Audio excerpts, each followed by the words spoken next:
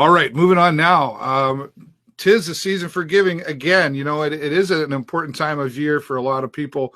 And we do tend to reach a little deeper into our pockets, but the need never goes away. I even talk like hunger and homelessness and all of these other things that we're talking about.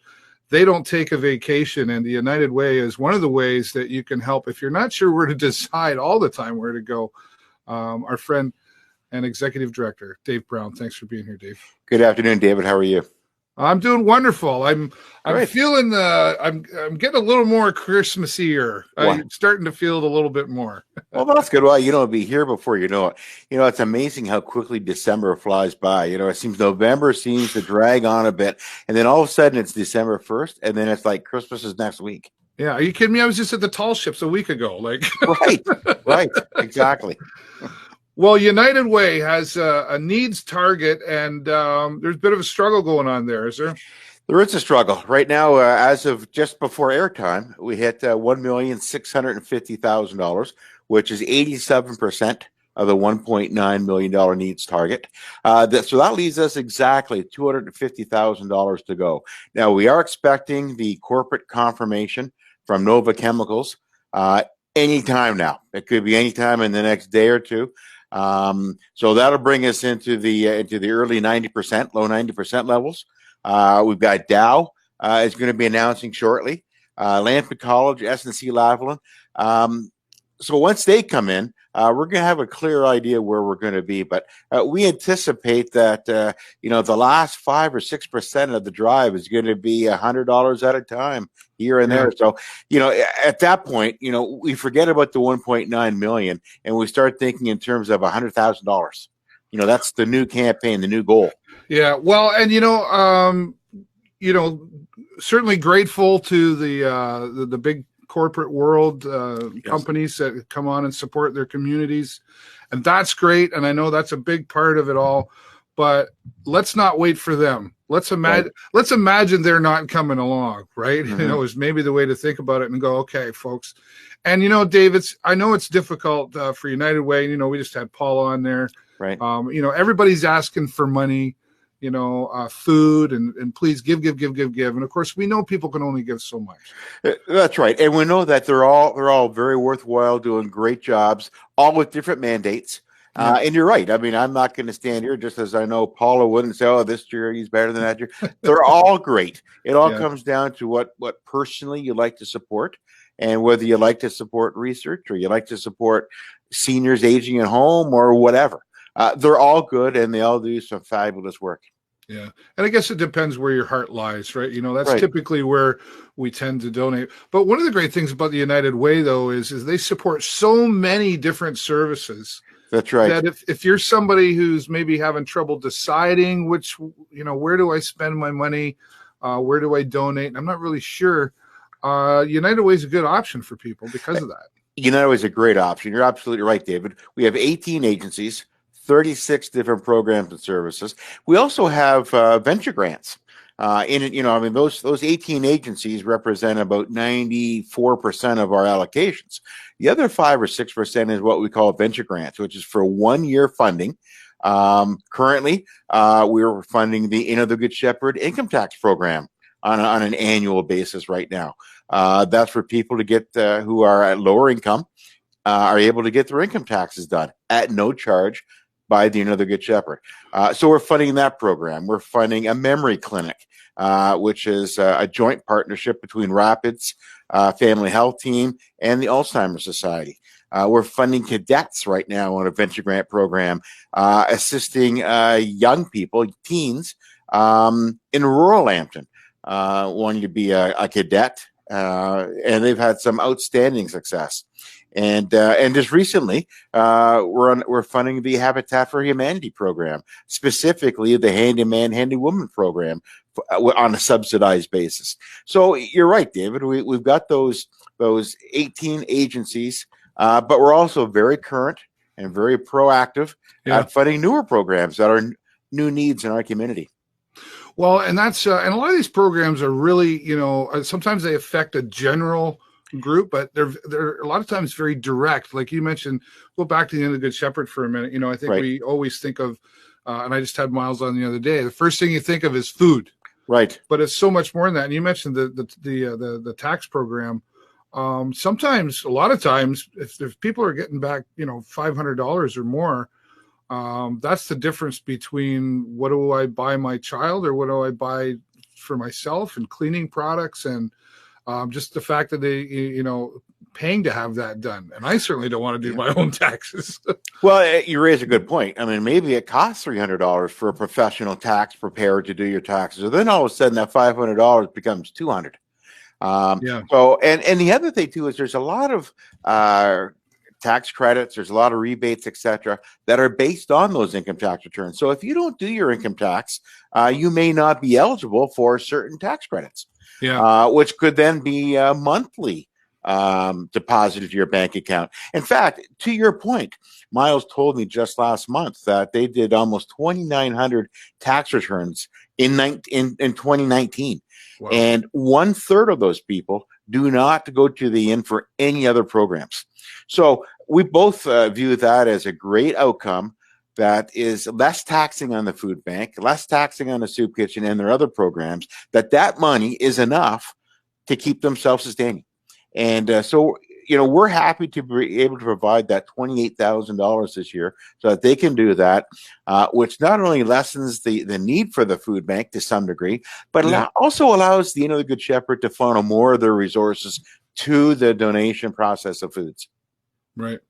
And, the choices to where the United Way gets to or has to decide, okay, who are we going to support? I mean, they're always, obviously there's some that are repeated, but let's help people understand that it's just because you got supported this time around does not mean you get supported every time around. There's a really strict policy process in place here. You're absolutely right, David. We do 3-year funding for the agencies so they can better do a long-range planning and they can focus more on providing service and less time worrying about their funding from the United Way.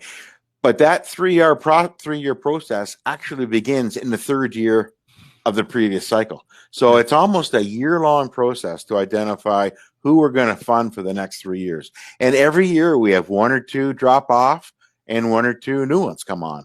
And new ones this time around, of course, is the John Howard Society, which operates both an adult and a youth program for self-referrals and in referrals from maybe the schools or whatnot. Referrals not from the courts, but from private. So they've got a very good success rate.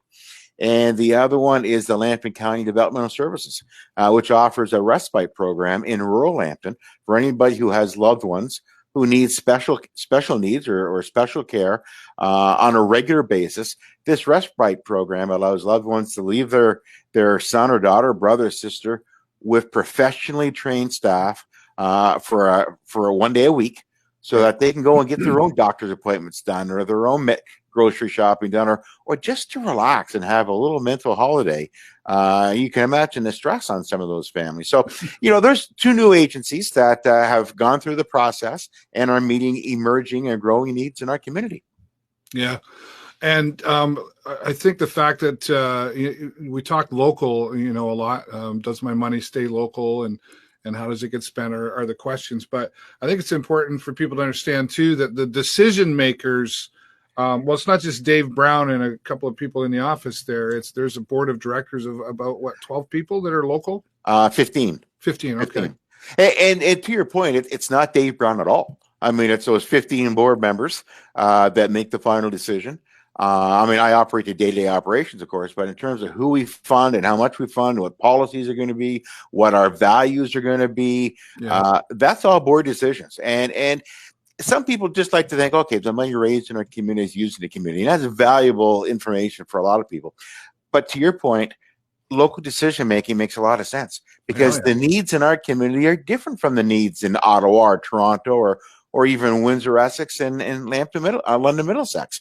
We can best determine the local needs in our community that make the most sense here. Yeah, and that's important. That like you say, community, the needs are completely different, right? And I think not just the needs are different, but the mindset of people in different communities is completely different as well, and that's got to have an effect on how you make your decisions. Absolutely. I mean, we just don't, sit in a silo and decide what would be great agencies to fund this year. We get a lot of input from not only our currently funded agencies, but we've got great relationships with some of our non-funded agencies, and they're non-funded for a variety of reasons. So we get together with them and talk openly, as well as all three government levels of government. So you're right, it's quite a process. We also get a lot of information from those venture grant agencies I was talking about. And, Yeah. and, and if you receive venture grant funding, it's a great indicator for us to see if the program is going to be effective, and if they are having an overall impact on a particular need in our community. Yeah. So over the course of that 3 years, then is United Way monitoring these things as well, or you just go, okay, congratulations, you got 3 years, have at her? No, we very much, in fact, every agency is required on a quarterly basis to report not only stats, but we want to know outcome measures. We want to know what the key performance indicators are. Are kids going to stay in school, and are they doing better in school? And what are their conflict resolution skills? Are they getting into less trouble? So we'll monitor that on a quarterly basis. And if an agency's late, their monthly allocation amount will be withheld until we get that information. And there's been some examples, not many, but there's been some recent examples where we've actually cut an agency because their key performance indicators have not been where they and we agreed that they should be, and they're not having the impact or the greatest impact that was originally discussed. Again, that doesn't happen very often, but we know on a quarterly basis what the outcomes are from people's contributions. It's just like your own investments or RSP, David. You want to know on at least on a quarterly basis, what kind of returns are you getting for your investments? What are you getting for those costs? We do the same thing with charitable donations. For that $189,000 we give to Big Brothers, we want to know on a quarterly basis, is it having an effect on youth crime, on absenteeism, dropout rates, and that kind of thing. Right. Well, and I look here, I'm just bring it up on the screen here. I've got your website up here, and I take a look at this. And well, first of all, it's really easy to understand, for example, to go through and everything's like right there, from how to apply for a venture grant program, eligible, the requirements to your campaign and who you support as well. I think that's something that probably a lot of people would want to make sure that they're aware of, is what am I supporting, and it seems pretty accessible. Very much. In fact, we're quite proud of that website because you're right. It's very transparent. All of our financial data is up there for the last number of years. So anybody can go back and do the research or identify exactly what the last 12-month fiscal year has been. There's two ways you can find out how much we're funding each agency. Right on the very front page, the home page, you scroll down and every one of those 36 programs are listed. And then if you look into the community investments tab, you go down to the agency directory, you get some more information on what the agency itself. There's the list you're looking at. Oh, yeah. Well, that's great. Big Brothers, Boys and Girls, right. Canadian Mental Health, CNIB, Community Living, Family, it's all right there. And then if you click on the community investments on the very top, and then you'll see agency directory, you have more information on what exactly that agency does, contact information in case you or somebody want to refer somebody there. Yeah, you see it there. So there's a wealth of information. We like to think within 1 or 2 clicks on our website. And, we're always getting asked about campaign and administration costs. They're right there. And it's by a third-party auditor. BDO is the group that does our audit in the last 5 or 6 years. That's third party. That's not, you're not trusting me. That's their findings. And again, we're the only United Way in Canada. I know we've talked about this before, but it's something I'm proud of. We're the only United Way in Canada to be members of the Better Business Bureau. Yeah, you should be. And that third party validation, that contributions are going where they should. And our board feels that's those 18 agencies and not to campaign costs. Yeah, and the word transparency comes up a lot in this conversation, which I think is something that's important to a lot of people. Right.